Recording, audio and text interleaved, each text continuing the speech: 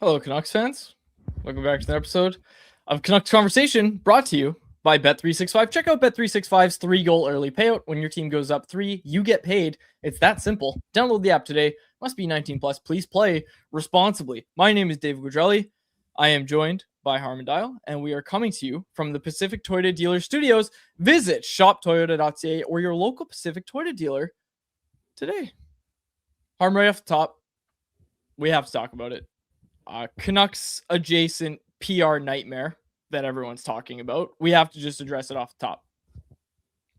Hughes week. We'll talk about some other stuff later in the show and anyone else, but Hughes week, we got to start here. That's the only PR nightmare I was thinking about. You're right. Thank you. Yeah. Well, that's the only one I'm thinking about. Man, I'm sitting reading my book, and how often do I say on this show, hey, you should try to unplug as best you can, especially, you got your weekends and stuff. Your time is sacred. I talk about this all the time. So I'm not on Twitter very much, right? I'm not sitting there scrolling Twitter. I try to avoid that as much as I can. Don't really have my phone on me. Mrs. Quadrelli, my wife, comes in and says, hey, people don't like this Hughes week idea very much. And I'm like, oh, whatever. It's just Facebook. She showed me Facebook comments. I'm like, oh, it's just Facebook. It's all good.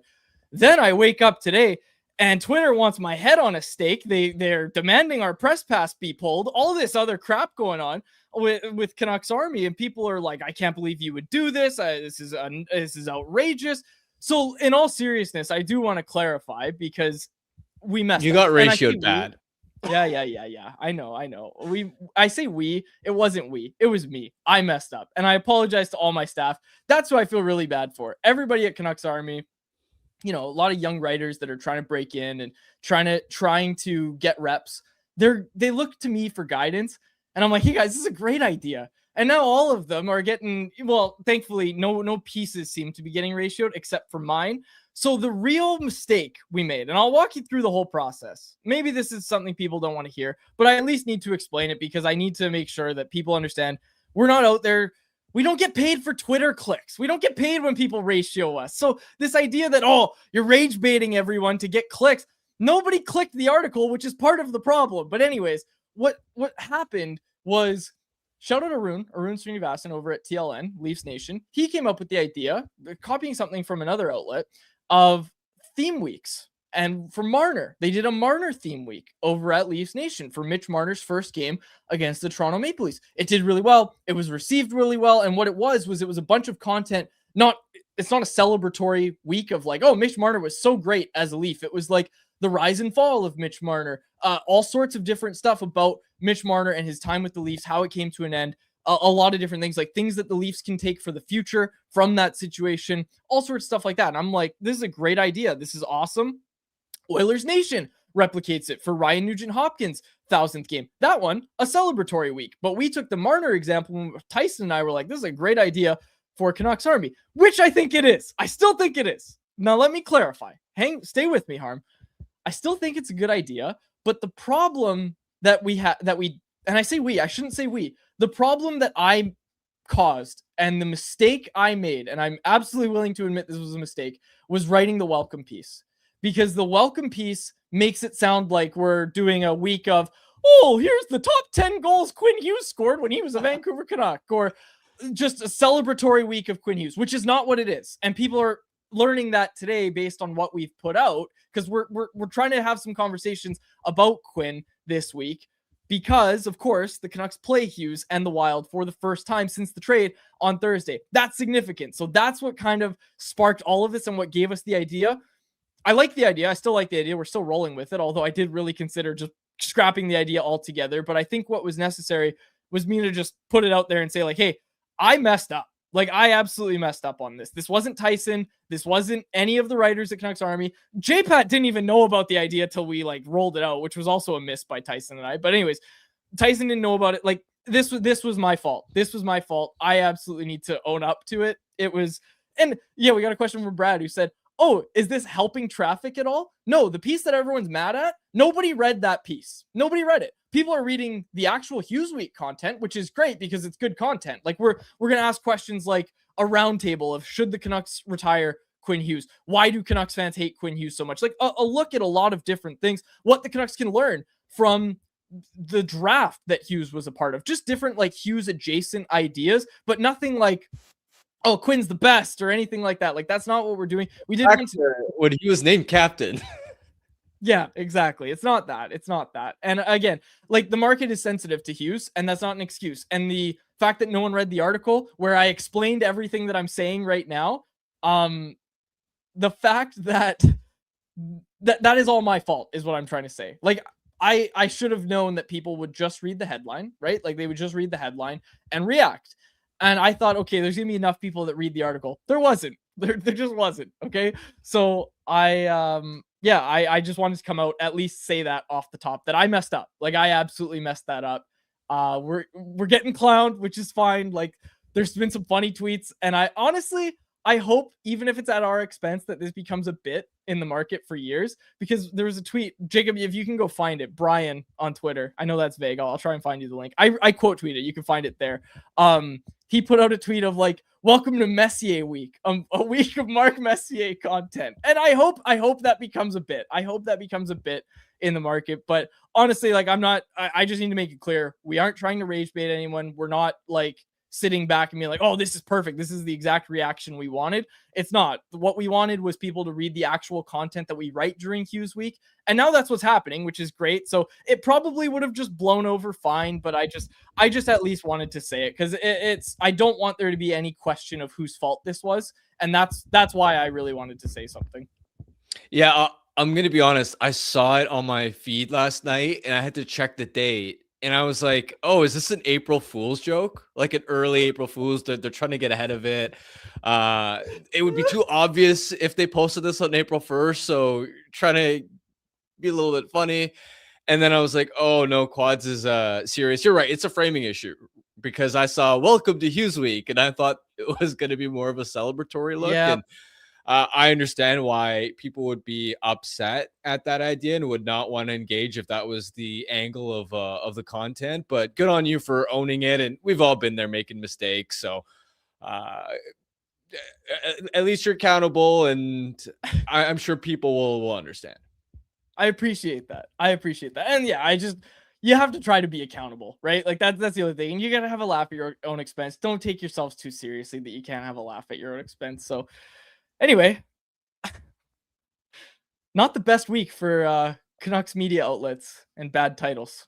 We'll talk about that and much more later on in the show. But first, let's talk Canucks lose to the Calgary Flames. Harm, Nikita Tolopilo. We had the question, and I told you on Friday's show, I think Nikita Tolopilo is getting into this game against the Calgary Flames. He was not there for very long. He's yanked after his fourth goal. Early in the second period after his fourth goal, he's yanked from that game. Kevin Lankinen lets in on the first shot he faces, he lets in a goal to make it 5-2. Canucks go on to lose 7-3. Somehow Tolopilo seems to be the big story from this one. Yeah, I feel for him, right? It was a mix of a couple of goals that he probably would have wanted back and a couple that he probably had no chance on realistically. The first Matt Coronado goal, that's a bad rebound to leave right onto Coronado's stick and sliding out of position there, not able to recover in time. That's one you would want back. Then there were a pair of tip ones where a redirection like that, goaltender doesn't have much of a chance to react, and it's on the defenders to tie up sticks. So that applies to the Farabee goal and then the Ryan Strome goal.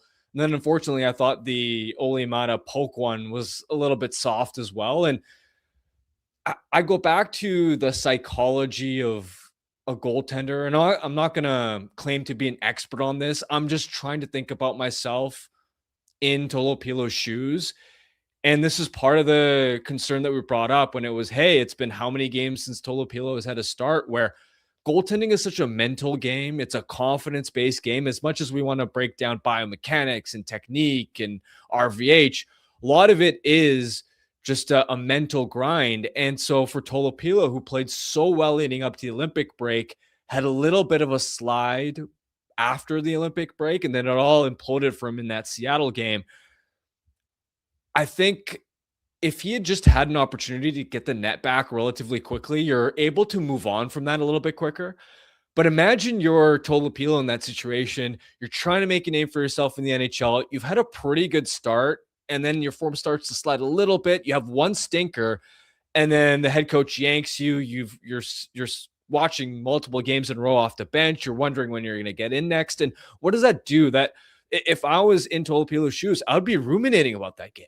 I'd be going over and over about that Bobby McMahon goal. Man, if I just sealed my post this way, and what could I have done differently? And now you're overthinking your game. And there's all this pressure that then builds up to the next time you get into the net against the Calgary Flames, where a lot of times when you're in the locker room and a team has a really bad outing, what do you hear from players a lot of time? They say, well, we don't have much time to dwell on this. We got to get back to work. Tomorrow, maybe it's the second half of back-to-back, or in 2 days' time, and we'll be ready to go then. You're able to flush it a lot quicker. And I think the worry, especially for an inexperienced goaltender, is just that time, that extra time where you're dwelling on it, when you're thinking about it, you're replaying it, and then you have all this pressure and weight on yourself when you do eventually get back in the crease. I wonder if that was partly the Canucks mismanaging the situation. And here's another thing that I think you're thinking if you're a goaltender, like anyone and like anything that you do well, is you think about, okay, what part of this do I do especially well? And for Tolopilo, how much do we talk about, oh, he's so good at sealing off the bottom of the net. He's letting in goals at the bottom of the net, Harm. That wasn't happening much before. That doesn't usually happen to him very much. The tip-in goal, you're right. You don't blame a goalie for a tip-in. That's a little tough. But the nature in which it beat him under the glove, right, on the left side, why did that happen? He's reaching out. Why are you reaching out? You want to stay compact. And he knows that. He knows how to seal off the bottom of the net. We've seen him do it before. So talking about this mental side of the game, I think you're bang on that you have this idea of, okay, well, I'm not even doing the things that I do well. I'm not doing that well right now. And those are supposed to be the foundations of my game. I'm supposed to be able to fall back on that. And when you don't have that, it can't be a good place to be mentally if you're a goaltender. I think any young player in this league, when they're trying to establish themselves, they want a little bit of leash to prove to themselves that, hey, if I make a mistake or if I have a really bad outing, that the coach still trusts me, that the team still believes in me. And look, opportunities have to be earned in the NHL, no doubt about it. But I think Tolopilo had earned some rope based on how well he had played up until the Olympic break, and especially in a lost season where you've got to figure out, if you're the Canucks, whether you want to carry 3 goaltenders for next season because of the uncertainty around Thatcher Demko's health, and you're trying to figure out what exactly do we have in Nikita Tolopilo. It should have been a priority from an information gathering standpoint to play him a lot down the stretch anyway. And yeah, I just go back to the lack of a leash there. And I think that was like, maybe there's an alternate scenario where even if the Canucks had gone back to Tolopilo relatively quickly, he would have had another off night, right? It's not to say he only had a rough follow-up game because it had been so long between starts, but it certainly didn't help. Yep. I think we spent enough time talking about this. We talked about it last week as well. Yep. We've already talked about, and we've clarified, there's no one in the chat that's confused, but just in case there's people on podcast, this isn't about a Tolopilo is better than Lankinen, or you need to figure out if Tolopilo is better than Lankinen. That's not what it's about. It's just about figuring out what you have in Tolopilo, and also understanding that wins and losses don't matter a ton right now. And you do worry. You do worry about the young player with Tolopilo, and that's just the way it is. It's a 32nd place team. They're supposed to be developing guys, and just like we worry about Bouillon, just like we'd be talking about if Tom Verlander had been scratched for 2 weeks or whatever, it's similar to that. And that's kind of why we're having this conversation. Anything else from the Flames game that you're dying to get to? Just quickly wanted to mention that the Pettersson, Karlsson, Ogren trio were a bright spot. Really loved the playing the neutral zone. Pettersson going between his legs for the pass.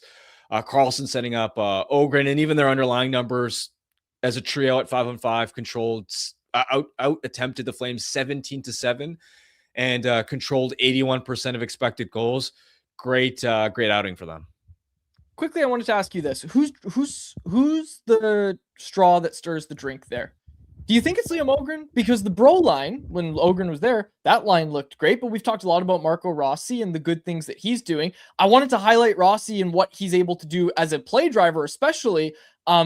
In particular as well on the power play, right? Like on the power play, Rossi is kind of what PP1 is running through right now. And I think he's doing a bang up job. We've spent a lot of time highlighting him, but my question is more about your thoughts on Ogren and if he's kind of the catalyst there that's leading to some success for these lines that he's been on. He has been a catalyst in his own way, right? He's got that straight line speed. When there's a change in possession, he's so lethal off the counter. And that's exactly what we kind of saw on that goal too, was puck battle along the boards. It frees up for the Canucks. You have an opportunity to attack off the rush, and Ogren's able to convert there. I think his speed on the forecheck has been noticeable. I've noticed an improvement in him finding teammates with smart little passes in the offensive zone for the buildup of plays, and not necessarily where, oh, look at all these dynamic east-west passes and boy, what a playmaker he's going to be. But it's more just smart, sound decisions that lead to smarter possession plays for his line. I'll give you an example. I remember the first time earlier in the season when Ogren ended up on a line with Elias Pettersson. I believe it was against the Oilers. I jotted down in my notes in that game how I felt that Ogren was wasting a couple of offensive zone possessions just with bad angle shots that were functionally turnovers. And I think he's adapting and making better decisions in those kinds of spots. But I'll say, when I think about that Ogren, Pettersson, Karlsson combination, I don't think he's the only driver, because I think Karlsson does so many subtle things that there's a reason why his 2A analytics this season have been stellar on a team that otherwise really struggles to control play. Just what he does with board battles, smart area passes, being in the right spots, reliable defensively, and then Pettersson as well. We know he's had an underwhelming year in terms of the offensive statistics, but when he's on like he was, I thought on the weekend, he is able to contribute to a line controlling possession. I see a lot of current day Podkolzin in Ogren, man. I noted it in instant reaction. I see so much of it. Like current day, of course, being the player that is able to find success playing with Leon Draisaitl. And I know people laugh at that, and people laugh at Podkolzin and say, oh, anyone can play with Draisaitl. That's just not true. Like, how many free agent signings have the Oilers had in the past 2 years of guys that it's like, okay, this guy's gonna play with McDavid. This guy's gonna play with Draisaitl. Exactly. Mangiapane. And it's not easy. It's not easy. And you know what? All three of those guys that you just mentioned, other than the fact that they don't work, none of them have ever gotten the glowing review from Leon Draisaitl himself that Podkolzin has got. I see a lot of that in Liam Ogren's game. That's exactly the comp I'd been thinking about, is the Oilers version of Podkolzin that Oilers fans are absolutely in love with and view as one of the unsung heroes on this team, that he can play anywhere in the middle six, whether it's on the top line, the third line, his speed, his work ethic, how he gets to the front of the net. There are a lot of similarities there between those players. Just simple, low maintenance, hardworking, straight line guys. Kills penalties. Something Podkolzin, Vancouver Podkolzin never did. Faber and I were clamoring for that for years. We never got a straight answer either. It was always a bunch of word salad from every coach we asked. Anyways, let's move on. Anything else from the Flames game before we move on to our next segment? All right, let's do it. Canucks are in Vegas tonight. Evander Kane plays his 1,000th game. I'm honored to announce Kane Week at Canucks Farm. Evander Kane plays his 1,000th game. Obviously a polarizing figure in the market. Hasn't been great for the Canucks this year, but still 1,000 games is a rare accomplishment. So he's going to play his 1,000th game. Absolutely want to at least acknowledge that. Your thoughts on Kane? I've got something else about this game that I really want to get to, but Kane. Yeah, I mean, 1,000 games. Look, his tenure in Vancouver obviously hasn't been anything to write home about, but to make it that deep into your career, and we know that he's had a lot of bumps in the road, a lot of controversies, a lot of moments where maybe he wouldn't have gotten another chance, and yet he did. He capitalized on them, especially in Edmonton when Ken Holland took a chance on him. And that, I think it was that first year he signed with Edmonton where he was scoring almost a goal per game in the playoffs and was an unreal fit for them. The first year that they made the Western Conference final, I want to say, with that core. And then I think they got swept by Colorado in 2022. Avs won the cup that year. But he's remained useful really up until this season. Even the playoffs last year, he was still such a force for them up until the cup final, where he ended up taking undisciplined penalties. So say what you want about his time in Vancouver, but for him to get to 1,000 games, I mean, any player reaching that milestone is a hell of a story. How about a coach? Because you know who's coaching game number 1,621 tonight? Johnny Torts, baby. John Tortorella is back. Speaking of April Fools, you thought Hughes Week was an early April Fool's joke. You know how many times I checked to make sure that was the official Vegas Golden Knights Twitter account that on Sunday night tweeted out that they had relieved Bruce Cassidy of his coaching duties and brought in, you're reading it correctly, John Tortorella? What? John Tortorella? 8 games left in the year. Vegas is going to the playoffs. They hire 67-year-old John Tortorella. When was the last time Torts coached? Flyers. How many years has it been? Flyers, what, 2-3 years ago? Two seasons ago, I believe. 2 seasons ago. But this cycle is repeating of, we're gonna bring in Torts. Like, how many years? Like, how many times are we gonna go through this with John Tortorella, where you hire John Tortorella, give your team the defibrillator, and then hope it works, and it doesn't end up working? Like, how many times are we gonna do this? So it's interesting. There are a few different ways to look at the story. First of all, in terms of how late the Golden Knights are making this coaching change, there are a couple precedents for this that come to mind. The 2000 New Jersey Devils, and Pierre LeBrun at the Athletic wrote a great story where he talked to Lou Lamoriello and Larry Robinson for the story. They were first place in the Eastern Conference, but were kind of sliding. They made the coaching change around the same point in the season and then ended up winning the Stanley Cup that year. And then for an NBA example that's actually really recent, the Denver Nuggets of last year, and I think this is actually pretty relevant for the Golden Knights because it was a situation where the Nuggets also had won a chip 2 or 3 years ago. They had a couple playoff failures after that, which mimics the Vegas Golden Knights timeline. The Nuggets were playoff bound last year, and then really late into the season, they fired their head coach, made the change, and then I believe last spring they lost in Game 7 of Round 2 to the OKC Thunder, who ended up winning the championship. So you can't really say whether that was a success or failure definitively. The fact that they took OKC that deep, I think it kind of gave them a bit of a jolt, but they obviously didn't go all the way. Look, the Golden Knights have real problems, right? Yep. They will, once the season is over, officially lose more games than they win for the first time in franchise history. They were either 31st or 32nd in the NHL for most time spent trailing this season, which is wild to think about. They have a terrible record against teams in a playoff spot, right? A lot of their wins have been built up against soft competition and a lot of OT losses and loser points from shootouts. Lately, coming back from the Olympic break, they can't really keep pucks out of their own net because of their goaltending woes, but also offensively, their top guys have dried up, right? Eichel's been ice cold. Marner hasn't been producing a lot. Stone hasn't been going. Hertl hasn't been driving the bus at 5-on-5. They're missing William Karlsson because of injury, and he's such an important middle six difference maker for them. The question I kind of have, though, is how much does changing the coach solve those things?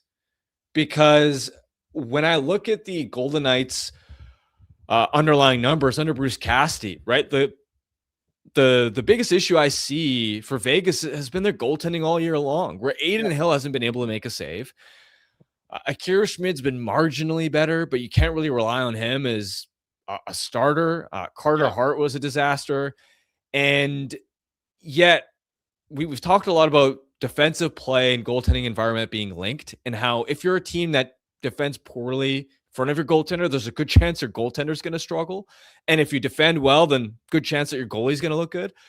The Golden Knights of Senators are really unique in that they're actually, by pretty much every analytical metric, an elite defensive team. I've seen both the public stuff. I've gotten a peek at some of the private stuff. The Vegas Golden Knights do not allow a lot of quality, right? They insulate their goalies really well. That's a staple of Bruce Cassidy hockey. It's why they won the Stanley Cup in 2023 in the first place. So I don't know how any coach is going to come in and fix that side, right? Like, the goaltending has to stabilize for this team to go anywhere. That's number one. Number two, I think the more interesting part is, what will Torts coming in do for them offensively? Because even on the offensive front, a lot of the expected goal models and shot totals still indicated that, hey, the Knights have been generating chances. It's just they've been brutal. And I think if you look at this recent stretch where they haven't been winning games and it looks really bad results-wise, I think it might have been Jay Fresh that pointed out they've got like a 93.7 PDO, which PDO is the sum of a team's shooting percentage, save percentage. And if it's way lower than 100, which it is right now, then it's usually a sign that a team has been unlucky over a given span. So it feels like this might just be a situation where your team, like, you got fired because your goalie couldn't make a save and because your shooting went cold at the wrong time. And aside from the fact that it's Tortorella, and my big question, especially at the start of this, was what are teams seeing in John Tortorella, like, that's going to fix this? For the Vegas Golden Knights in particular, I was going to say, like, they've been defending pretty well. They've been scoring goals, and yeah, it's been a bit of a struggle lately. But do they think any of those things are going to get a lot better under John Tortorella? And I think the answer is just this team needs a jolt, and I think that's how they're looking at it. But my big concern, aside from the fact that I don't think John Tortorella is a phenomenal coach or anything like that, my big concern is, are those things that you were doing well in front of your goaltenders with Bruce Cassidy, are those going to stay good, or are those going to get worse? Because John Tortorella is not coming with some magic serum that's going to make the goalies make low percentage saves all of a sudden. So I worry about that part of it if I'm Vegas. And like I said, the timing as well, 8 games before the playoffs. It's wild. I think the one part I wonder about is Bruce Cassidy was also let go pretty quickly or pretty harshly in Boston. Yep. And I know part of the Knights pulling the trigger on this at a time when nobody really expected it is that they're the most cutthroat team in the NHL, right? They're not loyal to anything besides winning. They will do whatever it takes. They don't care who they have to trade or fire or ship out or what pieces they have to move around on the chessboard. Their loyalty is only to trying to win. And I think that's part of it. But I also wonder if the other part of the equation is whether Cassidy is the type of coach, and this is something that's really difficult to judge from the outside, is whether he's the type of coach whose message becomes stale quicker than other head coaches because of how demanding his defensive style is and how it's not the funnest system to play. And when you are struggling and aren't getting the results, is it just your players don't have the same level of buy-in, inspiration, motivation, whatever you want to call it? And again, it really, this feels more like a vibes hire. And from that perspective, I can understand it. I'm not sure that John Tortorella is necessarily the right coach for it, considering, yeah, he won the Stanley Cup in 2004. And I think he can raise the floor of these underdog, scrappy teams like the Blue Jackets or even the Flyers, which I thought were more competitive than they should have been, considering how little talent they had. But is he the right coach to take a cup contender to the next step? I'm not convinced. And yet there's a potential scenario where if their shooting percentage starts to rebound and they get even something resembling league average goaltending, the results look a whole lot better. And that gets credited to John Tortorella doing a master job with of coaching, even though it may not even necessarily be any of his doing. We'll take a look. We'll see. It all starts tonight. Canucks in Vegas. No change to the forward lines. P.O. Joseph is out of lineup. Victor Mancini, Elias Pettersson, will round out the third pairing. Of course, those top four remain unchanged. Kevin Lankinen gets the starting goal. And like we said, Evander Kane plays game number 1,000 tonight. He is going to skate with Teddy Bluger and Jake DeBrusk. Anything else on that, or do you want to get to the Coots stuff? Let's get to the Coots stuff. All right, let's do it. Our next segment, which is about Braeden Cootes, is brought to you by our friends over at Greta, a great spot for all games, home and away. You can skip the line and not have to pay cover on game nights if you're wearing the home team's gear. And of course, there's also the game day specials at Greta, including $3.33 off select food items, $3.33 for select drinks, and more. With the arcade, bar, and street food menu, Greta's a great spot. Make it your spot to watch the next game. 50 West Cordova Street is the address. Let the games begin. All right. Some good stuff in the chat. We'll get to it anyone else. Get your anyone else's in, folks. Harm, let's talk about Braeden Cootes. A huge week for the Canucks top prospect to start the WHL playoffs. You wrote about it and you wanted to talk about it, so take it away. Yeah, this is for the haters that say Canucks media is too negative. Look at us talking about all the positivity around Braeden Cootes right now. In all seriousness, I don't think there's actually been that much hate about us being negative. I just like to pretend there are sometimes. But yeah, this is probably one of the best stories surrounding the Canucks right now. his Prince Albert Raiders team is an absolute wagon, right? So to set the stage, they finished 52-10-6 in the regular season. They had a plus 145 goal differential. And so their first round playoff series against Red Deer kicked off late last week, going into the weekend. It's going to continue midweek. Through 2 games, they've outscored Red Deer 10-1 as a combined total. The shots late in the second period for, I believe it was game 2, at some point were 27-5, and Prince Albert was up 5-0. So it was like late in the second period, and Prince Albert literally had as many goals as the Red Deer Rebels had shots. This has been utter dominance, and Cootes so far, he's got 5 points in 2 games, tied for the team lead. He's been such a catalyst, a two-way engine for that team, playing in all situations, 5-on-5, first unit PP, first unit PK. I wrote down a bunch of observations and notes. First is his shot just continues to be his standout trait offensively. I think we saw and discussed this at training camp, where we saw him in an NHL environment and went, the way he rips the puck, he looks like an NHL shooter already. And both of his goals, he had one off the power play off the right flank and one off the rush. Both of them just exemplified how well he shoots the puck. And it's interesting where his shot, it's not going to break radar guns, right? He's not firing missiles at 90, 95 miles per hour. The shots don't even look that heavy to the eye, but the magic is in how quick the release is and how, with such a casual flick of his wrist, he's able to elevate the puck so high and get it above goalie's shoulders, which the shot just kind of catches you by surprise a little bit. On the power play as well, I find it interesting that he's been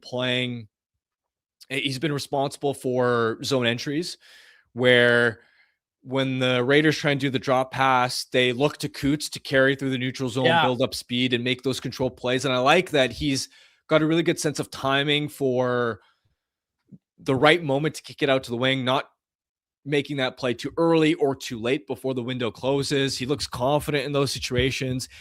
And then we'll get to other points and parts about his game as well. But this won't come as a surprise to anybody either. The two-way details of his game are remarkable. They're so poised. I'm used to watching players at the junior level. When you're, let's say, a top-line center or first-pair defenseman, a lot of times, because the onus is on you to create so much offense, you see players cheat the game. And it's not even necessarily a knock on these guys, right? Like, I watched Connor Bedard in his draft year, and he was on a team, the Regina Pats, that didn't have a whole lot outside of him. And so you'd see Bedard cheating a lot offensively and not really trying that hard away from the puck.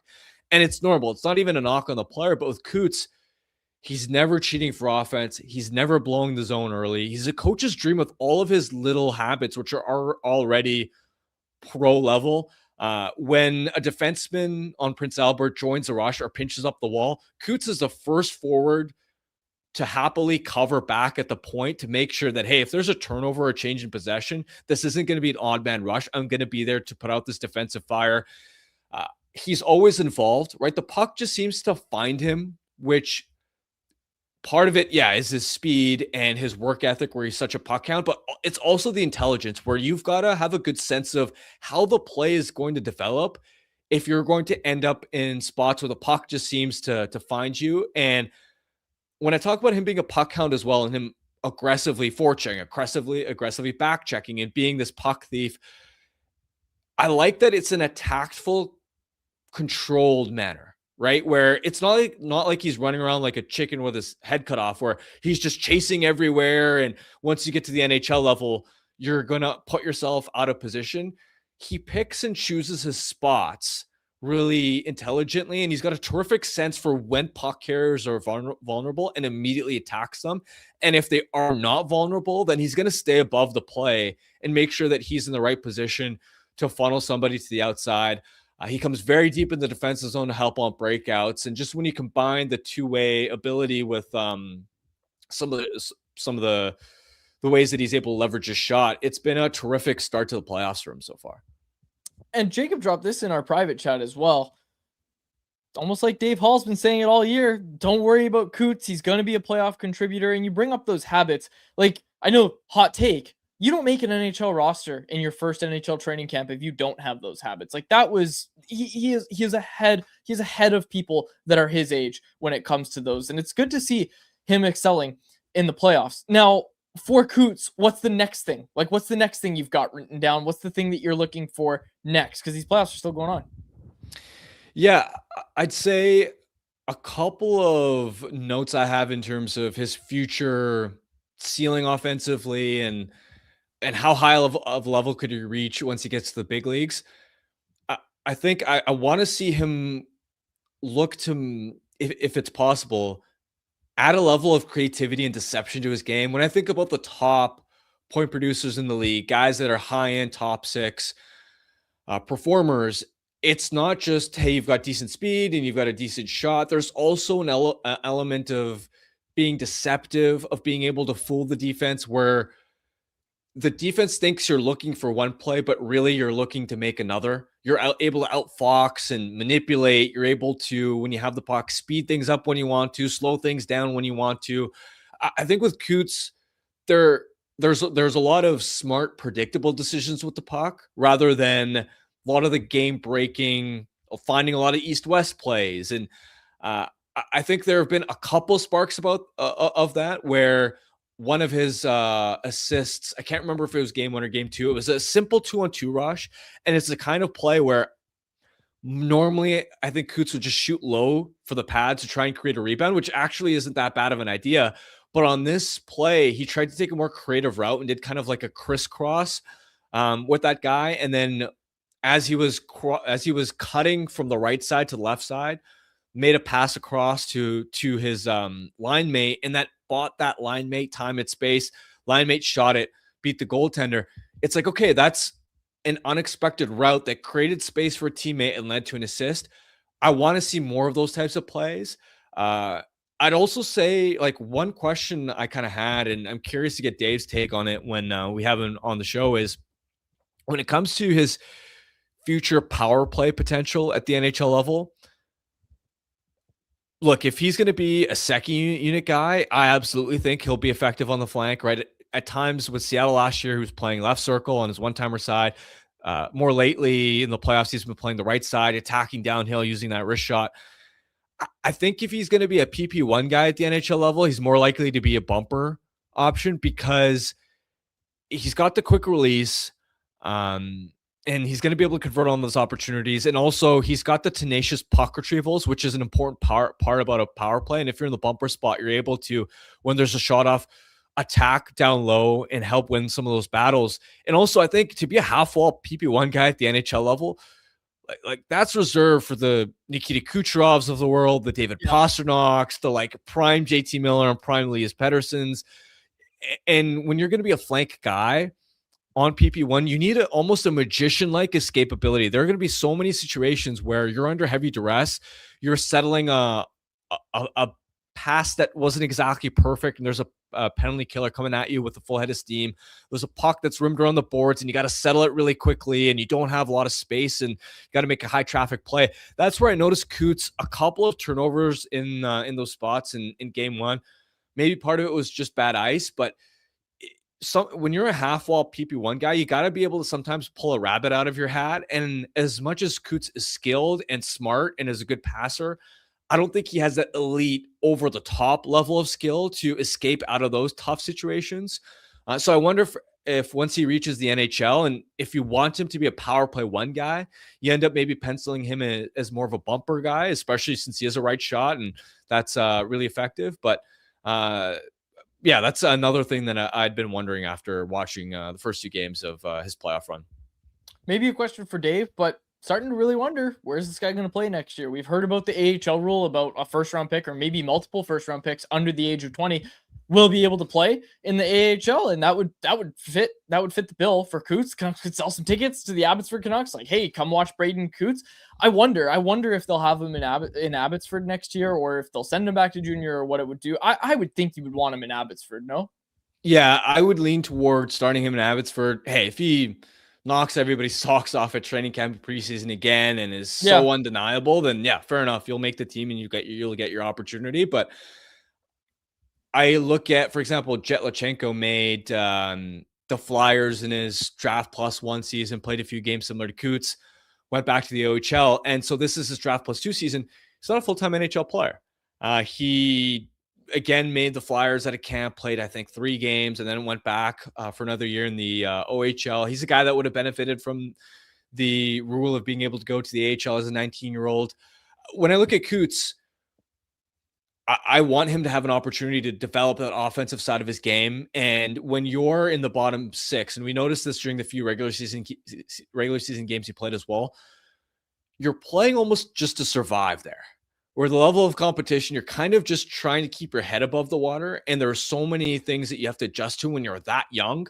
That for me, I would rather him go down and as a 19-year-old play top line minutes, play first unit power play, grow the playmaking side of your game, see if you can evolve with your offensive creativity, and just have the focus be on, hey, let's try and level up your offensive ceiling as much as possible so that, hey, maybe one day you're a 2C instead of a 3C.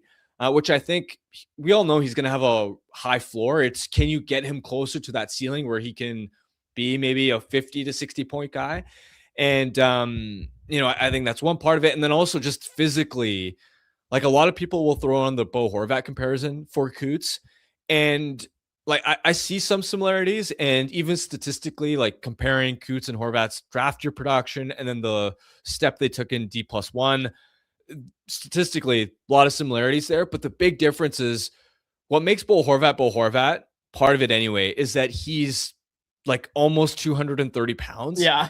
Yeah. He is such an animal. And that's part of the reason he made Team Canada was it not just, hey, you score and you're good defensively, but you're a massive body. And when it comes to these high leverage games, you're going to be an asset just with that size and what you can do to win battles. And for Cootes, he's listed at 5'11", 183. I want to see him pack some weight on. And I remember talking to him one-on-one at training camp, and he told me that was the biggest learning curve for him. Wasn't the speed of the game, wasn't the shooting or the passing or any of that. It was, hey, when I go into the corner or behind the net to battle, let's say a Brock Besser, a guy who's significantly bigger than me and isn't even necessarily renowned as the most physically gifted and strong player. Like, I feel that I have to exert so much more energy just because I'm smaller and haven't put on man strength yet. And so for Cootes, I think that's going to be part of it, is how quickly can you put on weight? Because at 5'11", he is a little bit smaller than your typical, like prototypical two-way middle six centerman. That's what the chat was saying too. While, like, before and while you were saying all that, the chat was just pointing out the Horvat comparisons. Tough because of the weight. And you hope he adds it. You hope he adds it. Anything else you want to say about Cootes? I want to get to anyone else pretty quick here. No, let's get to anyone else. All right, let's do it. Good stuff, Harm. Really good stuff. And your piece is out at The Athletic. It's a good stuff. Anyone else is brought to you by Pacific Toyota Dealers and the Toyota Prius plug-in hybrid, a no-compromise approach to electric vehicles that offers the best of both worlds. Drive up 72 kilometers on battery alone, enough to get you from downtown to the rink, the grocery store, and home to recharge. Seamlessly transition from electric mode to the gas engine for a combined range of 962 kilometers. There's no sacrifices when it comes to horsepower style with its sleek, low, and wide exterior and sophisticated interior. It's loaded with tech that's actually easy to use. Plug in to recharge at home or at one of the over 2,000 public charging stations in BC alone. Visit shoptoyota.ca or your local Pacific Toyota dealer during Red Tag days from March through May. All right. Again, I kind of made a joke at the start, but we are going to talk about the whole situation that really blew up over the weekend. Trevor Beggs got thrown out of Rogers Arena. I wasn't at the game. Right after the first intermission is what I heard. And Patrick Johnson wrote a story about that. But really what kind of started all of this, for those that are curious, because there's a lot in the chat wondering, like, how do you steal someone's press pass, or how do you throw someone out of the building? I'd point to PJ's first story about the same topic, which was the Vineyard story, right? That's what Trevor wrote about. That's what Patrick wrote about. I'd point to that and just say that there was no issue with Patrick's story, but there was an issue with the one Trevor wrote, and that the content of them was pretty similar. But the big difference, and a few people have clued into this in the chat, is that the headline was very different. The headline in Trevor's story featured Canucks. It featured the owner, a picture of the owner as the featured, the owner of the Canucks, right? Like the owner of the Canucks, Francesco Aquilini, as the featured image. So that, with that, all that in mind, and the fact that, of course, Daily Hive pulled the story completely, I at least want to preface by saying this isn't a, you said something negative about the Canucks, and we don't like that you were mean to the Canucks, so we're going to throw you out on the street in the middle of a game. I just want to make that clear. I just want to preface that, because obviously, people like to pile on the Canucks, especially right now. I get that. But I also want to say the other part of that, which is I would like to think the Canucks now, on Monday, probably can reflect on that and say, yeah, you know what? Maybe that wasn't the best course of action. Maybe we overreacted a bit, throwing a guy out on the street. Like PJ wrote in his story, we all think that's the first time a reporter's been thrown out of a game, mid-game. And unfortunately, that's the route the Canucks went. And I would like to think after it becomes a national news story and everybody starts talking about it, we talked about the Streisand effect before, where nobody would be talking about this if the Canucks hadn't reacted the way that they did, if they had just pulled Trevor aside. And I'm not going to get into the, here's what I would have done. I'm not doing that. I don't want to do that. But I would like to think that the Canucks can reflect on this and say, okay, this was an overreaction by us. We should have handled it differently. And we'll see where it goes from here. You don't want to see anyone thrown out in the middle of a game. I really like Trevor, really like Rob at Daily Hive. I hope it all works out. I hope it all works out. But yeah, it's not, it was an overreaction from the team, and that's why everyone's talking about it right now. And yeah, I just hope that it gets figured out, and that I hope Trevor's back in the building. I hope Daily Hive's back in the building. More media, more independent media covering this team is a good thing. But yeah, that's really my take on it. Is just it's not it's not as one-sided as you would as what is being presented on social media, at least in my opinion.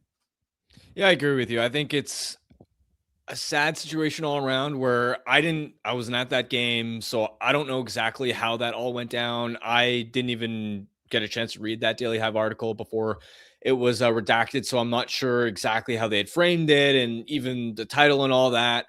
I understand, considering PJ's story on the same subject ended up being all fine, that there were probably things that the outlet could have done differently to maybe frame a little bit more accurately. And they pulled it, which indicates that they agree. Yeah. So it's not, as you said, it's not to say that just because there was a negative story about ownership that's why they threw a reporter out of the building. It's more nuanced than that. But like you said, it was a bit of, I think, an overreaction to just throw him out, and probably could have been handled a little bit differently. And the fact that the story has blown up to be what it is now, I'm sure, like you said, they'd reflect on it, probably would have taken a different approach. And I'll echo what you said about Trevor as well. I've sat next to him in the press box for a few games this year, and he's a really nice guy and up and coming in the media landscape. And you never want to see anybody just thrown out of a game the way he was. So I hope there's a resolution to all of this. And as we learned today, everyone makes mistakes, right? Like everyone makes mistakes. I'm not going to Rogers Arena because I'm worried they're gonna be like, Hughes week was such a bad idea. You get outside right now. I can't believe we had to see that with our eyeballs, and our fans had to read that. You're out of here. I'm hoping that doesn't happen. But yeah, just not to make too much light of the situation. But yeah, like there's levels to this. There's different parts to this story that, again, we're not going to lay it out in an article, but everyone's talking about it in the chat. Everyone's asking about it. So I at least wanted to mention it. All right. Anything else to add? Nope. Okay. Did you see the Kyprios article that came out like an hour, half hour before the show? I saw the small screenshot somebody posted on X. Didn't get a chance to read the whole story. Well, neither did I, but that's what I'm talking about. It's Nick Kyprios. Nick Kyprios reporting. Jacob, do we have it? I know I didn't give you any time to tell you. I'll look for it. I'll dig it up. Yeah, so I opened Twitter and it was the first thing I said. Here's what Nick Kyprios said. In Vancouver, there are strong suggestions that change is coming, but to what extent remains unclear. Until there's a better understanding of Jim Rutherford's full commitment to a rebuild, things remain fluid. Either way, listen to this part. Either way, I hear GM Patrick Allvin doesn't expect to survive past this season? That from Sportsnet's Nick Kypreos. First of all, this is a little bit different where I know a lot of people throw, oh, Sportsnet reported this. Like this, to me, like Nick Kypreos, love listening to him on the radio, and he's been right about certain things when reporting before. But also, I don't take this with the same amount of weight as, let's say, an Elliot Friedman reporting this. So like right off the bat, when I see something like that, it's okay, this has gotten my attention and it's something worth monitoring. But it's a lot different if one of the really massive national insiders who has an unimpeachable track record is reporting something like this, right? It would be a totally different scale. Secondly, I think broadly speaking, this is just a really fascinating situation all around when it comes to the future of this front office, because there are two layers and elements to this. It's not just Allvin, it's the Jim Rutherford angle, where how long is he going to be here for a rebuild? How long does he want to have the job? Does ownership still believe in him, which seems to be the case based on how little chatter there's been and speculation around his future? To me, it'd be a little bit odd if you can Allvin keep Rutherford and then he gets to hire his own next guy. And a coach, right? Because it's all right, as a president of hockey ops, especially we know he took the reins on the Hughes trade. So we know that this isn't just a president of hockey ops that's been sitting back and hasn't had a hand in any of these major decisions. For the last few years, Jim Rutherford has played a significant role, and often Patrick Allvin in high leverage spots like the Hughes trade has taken a little bit of a backseat for Jim. So if it was a situation where Jim stays on, but Patrick ends up leaving, I have all the respect in the world for what Jim Rutherford has accomplished in the past, but it would strike me a little bit as Allvin ended up being the fall guy, ended up being the scapegoat. And then even if, like, whether Rutherford is here for next season or not, there is a bigger picture question of this rebuild is probably going to take a long time. And I don't feel that confident that Jim Rutherford is going to stick around for 5 or 6 years. So what is the succession plan? What does that look like? You've got to have a plan in place, and you don't want to be flying by the seat of your pants. And I'm not implying that the Canucks are by any means, but just you've got to think long and hard about whether you make a change with management this summer, or you're thinking, hey, it's a year or two where Rutherford might retire or decide to step away from the organization.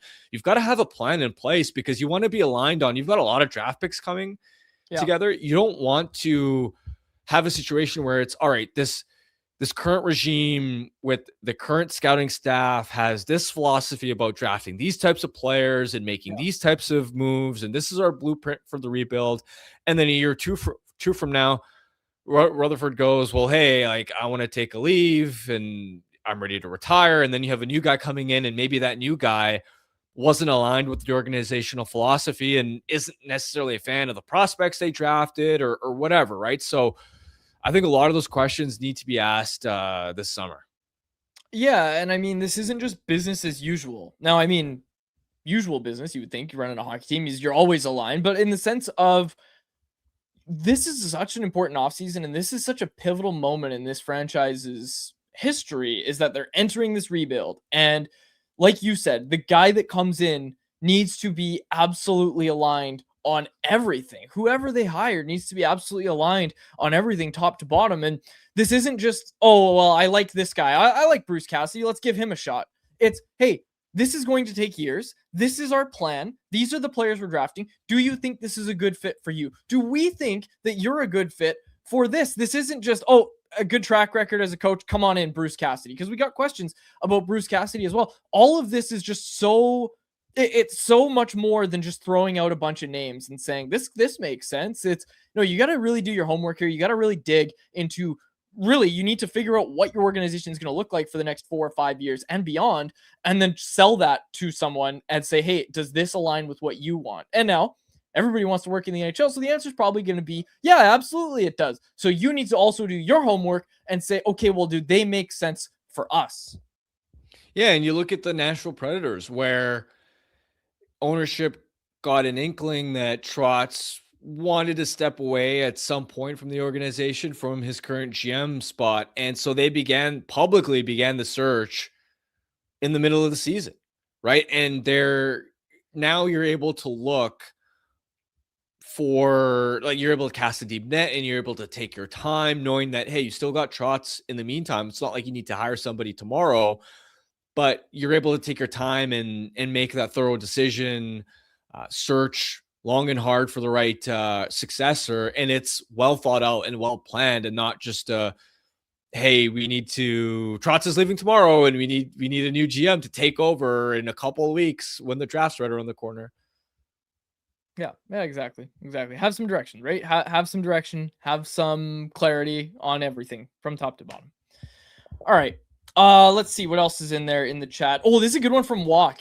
He said, is Riley Patterson's production good enough to get excited? Now, we're going to do something where we dive into like actual statistical comparables for Riley Patterson. And I think what you're going to find, and I'm just saying I think because I haven't done the exercise yet, but I think what you're going to find is when a guy scores like this in the OHL at Riley Patterson's age, sometimes it can mean he's going to be great. He's going to have a long NHL career. He's going to be a top 6 guy. He's going to be awesome.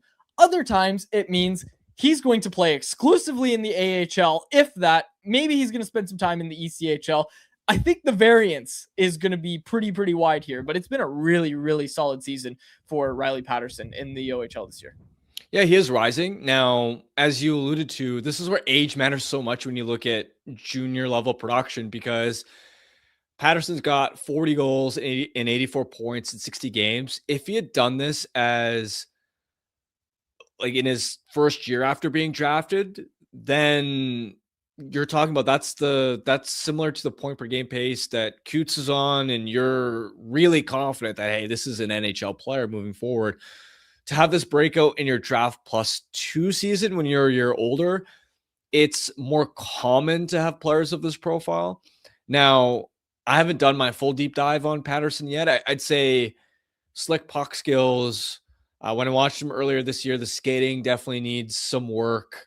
Like, his game just isn't, like, when you watch Braeden Cootes, you see him play, and it's not just the point production. It's everything he does well is going to translate at the pro level, right? There aren't many flaws or weaknesses. He plays how a pro should play.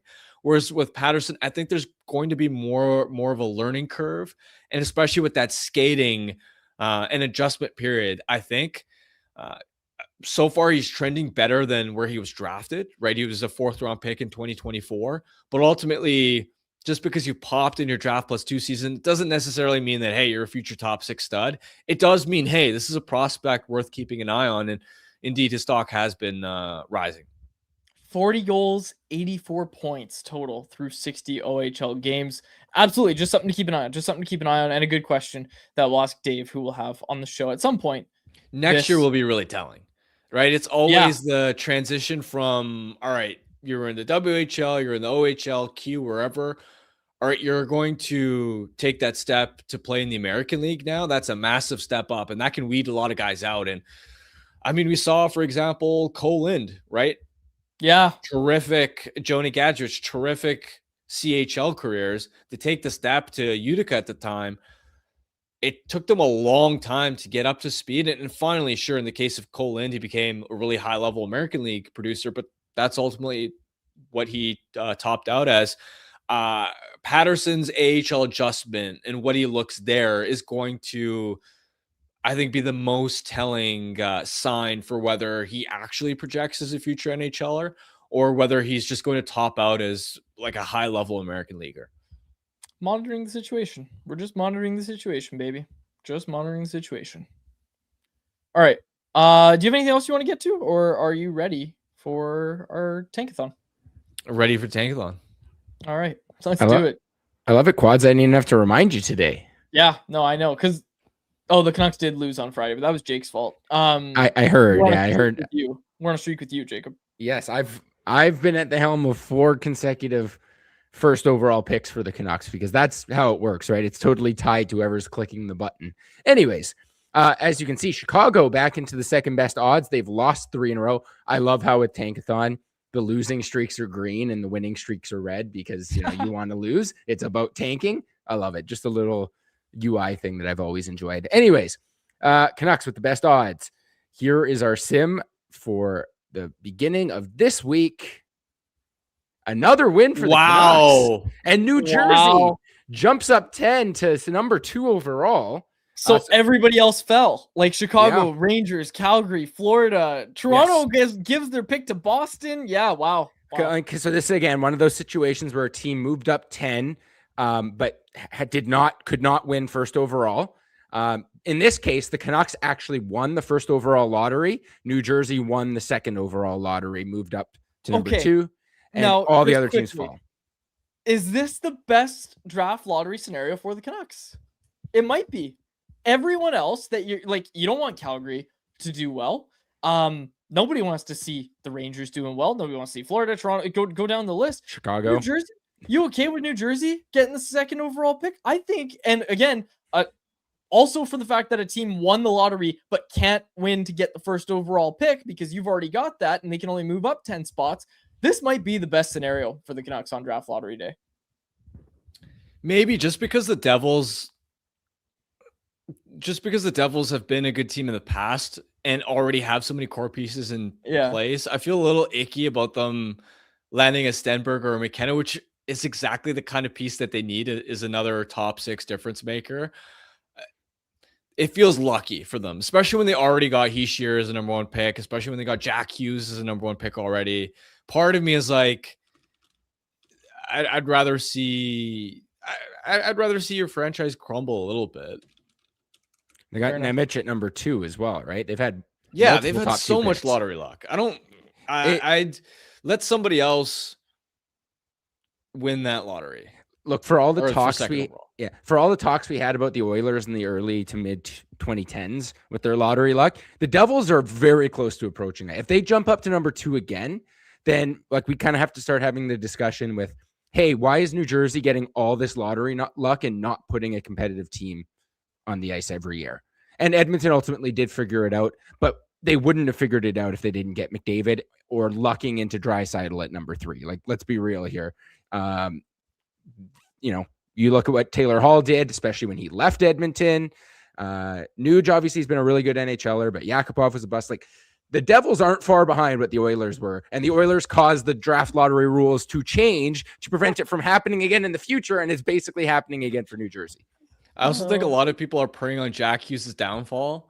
Oh yeah, 100%. So I don't think many Canucks fans would love to see Jack Hughes have a shiny new toy to help propel his team up the standings.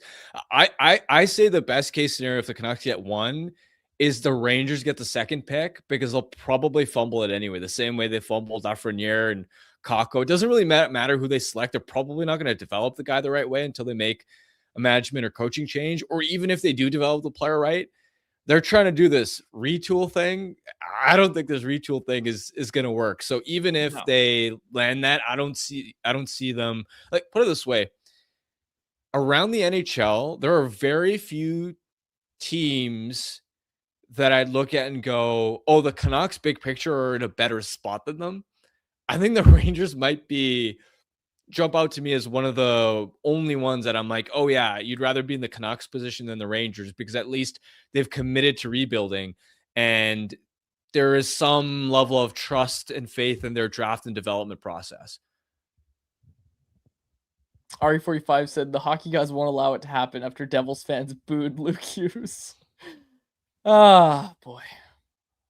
Yeah. I will mention now in our Lotto Sims, we've now had the Canucks pick first overall 26.9% of the time, which is above their actual probability. So this recent run has completely turned it on its head. We had quads talking about how this was such a waste of time because the Canucks were not picking first overall. Now 5 of the last 6 first overall picks going to Vancouver for us. So, hey, we're getting closer to the draft lottery now. Like, it's about a month and a half away, if that, or even less than that, really. Be curious what our data looks like, and hopefully we've teased the in-person draft lottery show a few times. Hopefully hopefully we have some fun data and a fun result to work with on that afternoon at Greta. Positivity only. Harm, can you give me a big go Canucks go? That's crazy. So no? All right. No, I'll pass on that one. Let's get to our What are you like? Am I a kid that you're that like the intermission Timbits thing, and I'm the kid and you're the in-arena host interviewing me like, hey Harm, can you give me a big go Canucks go after asking me who my favorite player is and what my celly is and what I ate before the game? What did you eat before the show? A protein shake. I And have who's your that as my favorite breakfast every day. And who's your favorite Canuck? Stop it. Stop baiting me. All right. Let's get to our Bet365 bet of the day. Tonight, oh baby, the Seattle Mariners are taking on the New York Yankees. You got Luis Castillo on the bump going for the Mariners. I'm taking Mariners money line. Plus 100. Mariners are 2-2 on the season. Split series with the Guards. Don't love that, but that's all right. Plus 100. Plus 100. You can get Mariners money line over at Bet365. Every sports fan will tell you that not all games are created equal. Sometimes the excitement just isn't there. Sometimes you get a dud. It happens. But at Bet365, boring games are a thing of the past. Now, there's always a reason to tune in, even if the score isn't one of them. And while they can't make every game exciting, they can help fans get excited about every game.